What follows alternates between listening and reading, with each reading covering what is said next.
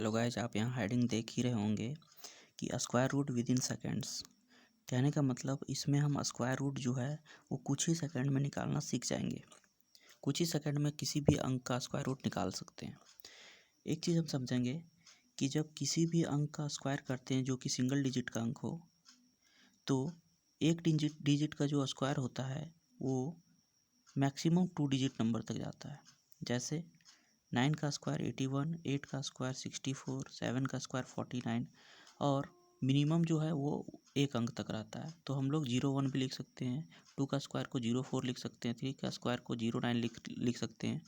और एक चीज़ और ध्यान देना है कि जब 2 डिजिट के नंबर का स्क्वायर रूट करेंगे तो सिंगल डिजिट में आता है।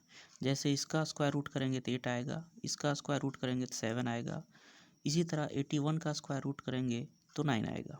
कहने का मतलब अब यहाँ पे हम देखेंगे कि यहाँ पे जो 9 है वो किसका स्क्वायर करने पे आया होगा। 9 ये जो 9 है वो किसका स्क्वायर करने पे आया होगा, दैट इज़ ये 3 का स्क्वायर करने पे 9 आया होगा, या तो फिर 7 का स्क्वायर करने पे क्या आया होगा, 9 आया होगा। तो या तो यूनिट डिजिट 3 होगा या तो क्या होगा, 7 होगा। अब जब इसका स्क्वायर किया गया होगा तो 2 डिजिट का नंबर आया होगा, तो 2 डिजिट का नंबर आया होगा, इसका मतलब ये दोनों डिजिट को हम गायब कर देंगे। अब यहाँ पे देखेंगे मेरे पास 7 है। अब 7 में से देखेंगे हमको 7 के नज़दीक का कोई स्क्वायर देखेंगे तो 3 का स्क्वायर 9 हो जाता है। तो 2 का स्क्वायर देखेंगे तो 2 का स्क्वायर क्या होता है, 4। तो यहाँ 2 होगा, यहाँ 2 होगा। अब इन दोनों में डिसाइड करना है कि कौन सा आंसर होगा। अगर इन दोनों में से एक ऑप्शन आपका दिया हो तो एक में से आप किसी को भी टिक कर सकते हैं जो कि आंसर दिया हुआ होगा। और दोनों दिया है तो आपको डिसाइड करना होगा कि कौन सा आंसर होगा। सबसे पहले इसके लिए हम क्या करेंगे, ये जो 2 2 2 आया है, दोनों जगह 2 आया है, 2 को एक अंक बढ़ा के मल्टीप्लाई करेंगे तो क्या होगा, 6 आएगा। अगर 6 से ये नंबर बड़ा है तो आंसर जो होगा वो बड़ा वाला होगा। अगर ये 6 से नंबर यहाँ छोटा होता तो छोटा वाला आंसर होता, तो ये गलत होगा यहाँ पे।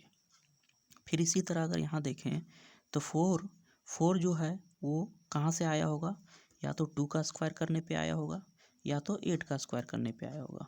तो 2 का स्क्वायर करने पे आया होगा तो यूनिट डिजिट 2 होगा, और 8 का स्क्वायर करने पे आया होगा 4 तो 8 होगा यूनिट डिजिट। अब ध्यान देना है, ये 2 अंक खत्म हो गया। अब हमको 10 देखना है। 10 किसके स्क्वायर के नज़दीक होता है, 10 जो होता है वो 3 के स्क्वायर के नज़दीक होता है, तो 3 लिखेंगे।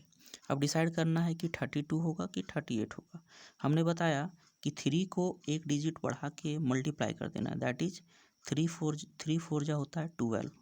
तो 12 से अगर ये नंबर छोटा है तो छोटा वाला आंसर होगा।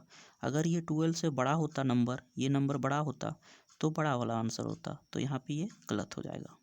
ऐसे हम कैलकुलेट कर सकते हैं।